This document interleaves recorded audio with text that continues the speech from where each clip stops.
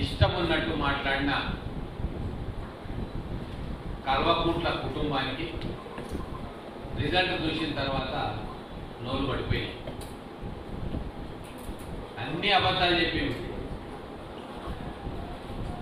రైతు బంధు రాలేదు అని, రైతు బంధు వచ్చింది. హామీలు నెరవేర్చలేదు, 5 గ్యారెంటీలను గ్రౌండింగ్ చేసి, కరెంటు కోత లేకున్నా కూడా మొత్తం కరెంటే వస్తలేనంత బీభత్సం సృష్టించారు. ఇవన్నీ చూసే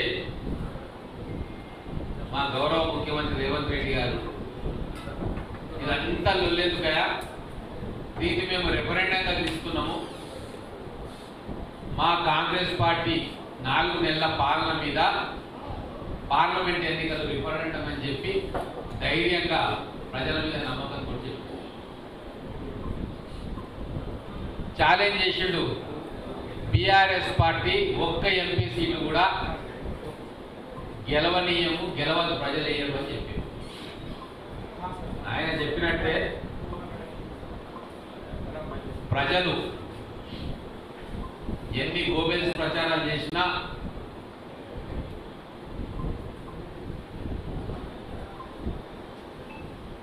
కాంగ్రెస్ పార్టీ సంక్షేమ పథకాలను గ్రౌండింగ్ చేసిన విధానాన్ని చూసి మళ్ళీ ఒకసారి తెలంగాణ రాష్ట్రంలో పట్టం కట్టింది. 8 పార్లమెంట్ స్థానాలు ఇచ్చిండ్రు. ఒక మహబూబ్ నగర్ స్థానంలో గెలుపు అంచుల దాకా పోయి ఆగిపోయింది. మొదలు 0 సీట్లు తెచ్చుకున్న బీఆర్ఎస్ పార్టీ కల్వకుంట్ల కుటుంబం నోళ్ళు బంద్ చేసుకోవాలి. ఇట్లనే మీరు సొల్లువాగులు వాగితే ఇప్పుడైతే 0 సీట్లు వచ్చినాయి, రాబోయే రోజుల్లో తెలంగాణ ప్రజలు మీ పార్టీకి పిండం పెడతారు.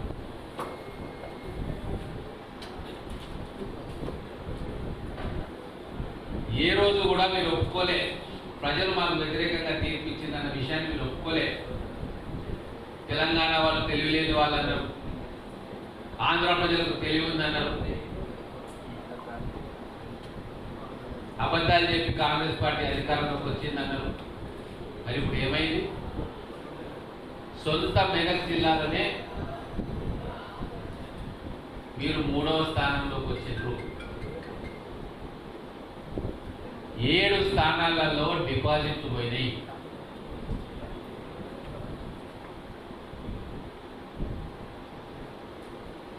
పద్నాలుగు స్థానాలలో 3వ స్థానానికి వచ్చిండ్రు.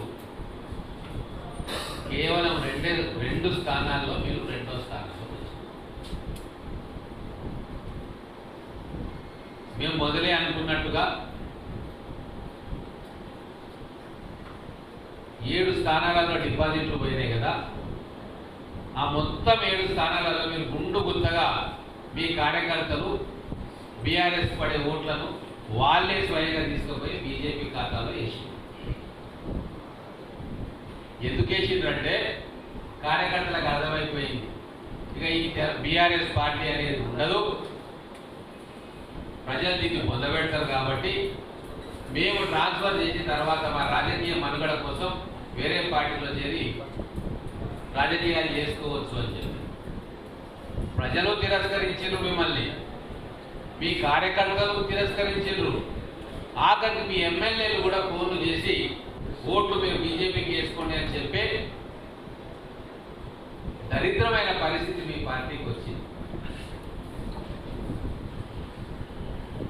అదే కాంగ్రెస్ పార్టీ ఇంత ప్రతికూల పరిస్థితుల్లో పార్టీతో కాంగ్రెస్ పార్టీ ఈరోజు బీజేపీతో కొట్లాడలే. బీజేపీ రాముని మొదలుపెట్టి రాముని బొమ్మ దేవుడిని చూపించి మాకు ఓట్లేయమని, బీజేపీ విధానాలను చూసి ఓట్లేయమల్లే, 10 ఏళ్లలో బీజేపీ చేసిన మంచిని చూసి వాళ్ళ కార్యక్రమాలను చూసి ఓట్లు అడగలే. రాముల వారి అక్షింతలను ఇంటింటికి పంచి ఈ అక్షింతలను మొక్కి రాముని చూసి కొట్టేవాడు. ఇది ప్రజాస్వామ్యంలో దౌర్భాగ్యం. అయినా సరే తెలంగాణ ప్రజలు కాంగ్రెస్ పార్టీకి ఓట్లేసి గెలిపించింది.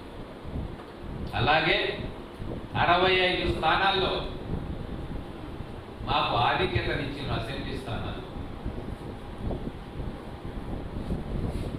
అసెంబ్లీ ఎన్నికల్లో మాకు ఎన్ని సీట్లలో అయితే ఆధిక్యత వచ్చి ఎమ్మెల్యేలు గెలిచిండ్రో దానికంటే ఒక స్థానం ఎక్కువే ఇచ్చింది.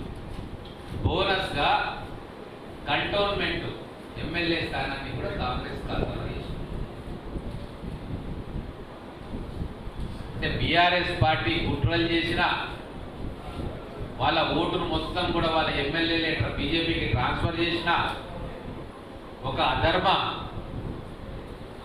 ప్రచారానికి, అధర్మ యుద్ధానికి తెరలేపిన బీజేపీ అక్షింతల పేరు మీద, రాములవారి పేరు మీద, రాములవారి ఫోటోను పెట్టి ఓట్లు అడిగినా ఈరోజు తెలంగాణ ప్రజలు రేవంత్ రెడ్డి గారు చేస్తున్న కార్యక్రమాలకు అండగా నిలిచి 8 పార్లమెంట్ స్థానాలు ఇచ్చిండ్రు.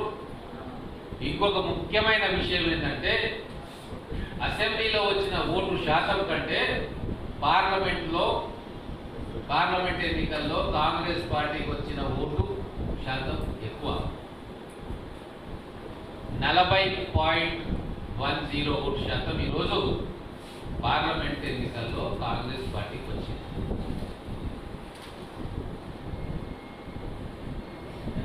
కాబట్టి ఇదే విధంగా భవిష్యత్తులో కూడా కాంగ్రెస్ ప్రభుత్వం పనిచేయబోతా ఉంది. ప్రజల కోసం పనిచేసే ప్రభుత్వం ఖచ్చితంగా మున్ముందు ఇంకా ప్రజల విశ్వాసాన్ని చూడకునే కార్యక్రమాలు చేస్తుంది. ముఖ్యంగా బీజేపీ పార్టీ నాయకులకు కూడా ఒక హితవు చెప్పదలుచుకున్నా. నోరుంది కదా అని నోరు పారేసుకోకండి.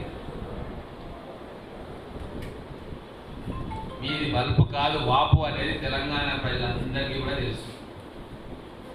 పార్లమెంట్ ఎన్నికల్లో మీకు ఎక్కువ ఓట్లు వస్తాయి. అదే అసెంబ్లీకి, స్థానిక సంస్థలకు వస్తే చర్కిల పడతారన్న విషయం ఇప్పటి నుంచి కాదు. మాట్లాడుతున్న వాళ్ళు నిన్నమన్న బీజేపీలో జరిగిందేమో. 1980 నుంచి ఇదే పరిస్థితి. పార్లమెంట్లప్పుడు 5%, 10% ఓటు ఎక్కువ పెరుగుతుంది. మీరు సంకల్ గుర్తుకుంటారు, మాకు పెరిగింది మా పార్టీ అని. మళ్ళీ అసెంబ్లీ ఎలక్షన్లు, స్థానిక సంస్థ ఎన్నికల వచ్చే వరకు మీ బండారం బయటపడుతుంది.